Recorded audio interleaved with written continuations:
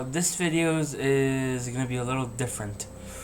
We're going to talk about The Flash today, but in light of the new movie that came out very recently. I believe a lot of people have seen it. If they haven't, a spoiler warning will be in effect for the entirety of this video. And if you've seen the TV show that was running on the CW until I believe it was earlier this year, and if you haven't seen that, then there's a spoiler warning for that as well. But alas, if you have seen both of those, then let's get into this, shall we?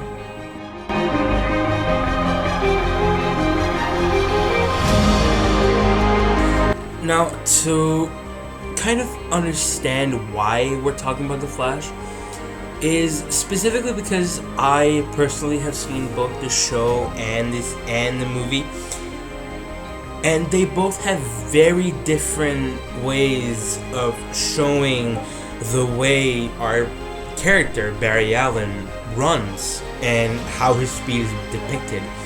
So that's mainly what I'm looking into today. But as an intro, see, The Flash was introduced to us in 1940, but his original name was Jay Garrick. It was only in 1956 that he was given the red unitard and cowl with the lightning symbol on the chest and the name Barry Allen. So that version, the original version of The Flash, Jay Garrick, is technically also The Flash, but in another part of the multiverse, which is a whole different concept of its own.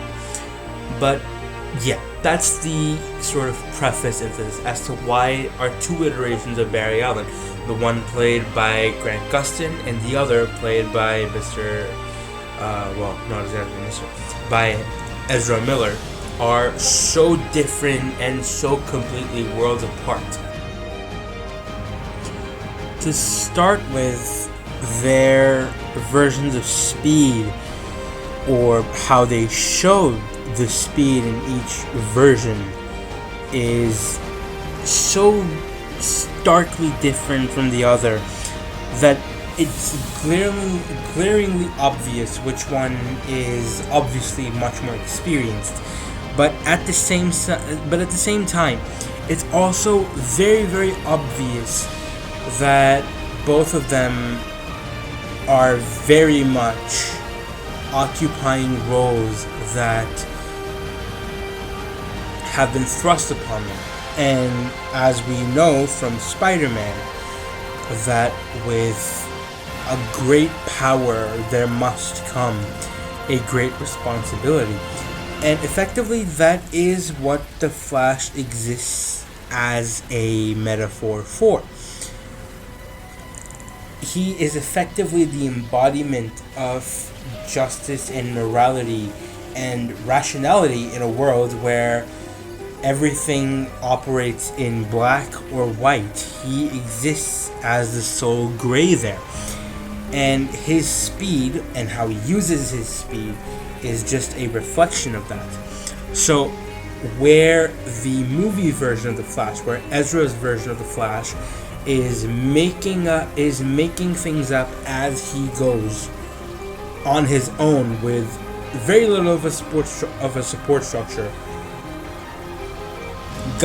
Grant Gustin's Flash, though, from the CW show, has much more of a support structure that exists for him in that moment, wherein he has an entire team that consistently goes above and beyond to help him out when things go awry in the city.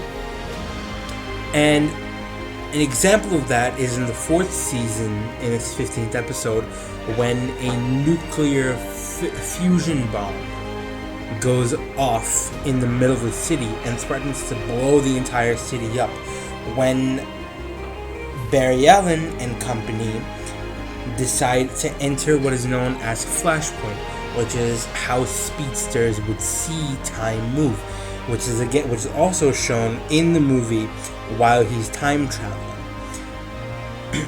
So again, spoiler warning is consistently in effect here. throughout the entirety of this thing. So both the movie and the show depict that. However, there is something that very much differentiates the movie version of The Flash from the CW show, where the CW show does not necessarily have Barry Allen go through world-ending circumstances regularly or on such short notice. He almost always has time to prepare. Where Ezra Miller's Flash has the leg up, or serves more to the purpose of what it truly means to be the Flash, was shown to us in Zack Snyder's Justice League, where the mother boxes fused together officially and effectively wrecked the Earth. And it was up to Ezra's Flash, or Barry Allen, who had to repair the damage that was done to the Earth and bring it back from the very brink. Take a look here.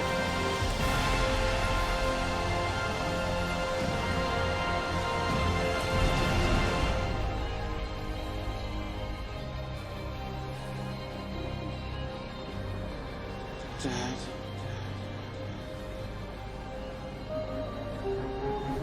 Whatever happens, I want you to know.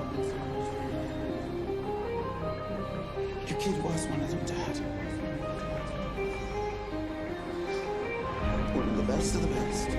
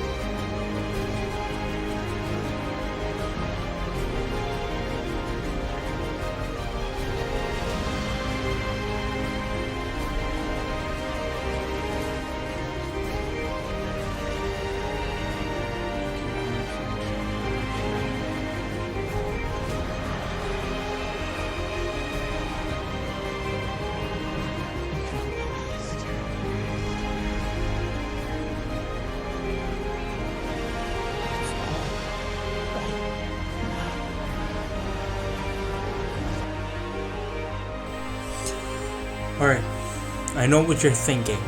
I know that this isn't necessarily the kind of look you want. Obviously, they run differently. We all know that. Many other YouTubers already covered that topic already. But this was just an idea on why the speed or the CGI looks so different for both of these. And kind of an introspective into how their versions differ. And not for the obvious reasons, obviously. But in any case, I hope you enjoyed the video. I hope that it kind of helps you understand that obviously the movie is not as bad as the internet is making it out to be, because the internet is a place where certain people will just throw out an opinion for the sake of it. But trust me on this, I myself went to watch the movie. I enjoyed it. I don't know if you will, but I personally do recommend watching it because it's the first time that a hero like the Flash has seen some major exposure on the big screen. So I hope you enjoyed the video. Please like it, share the video, subscribe to the channel, leave a comment if you want to see more like this, or if you want to suggest a new topic for next time.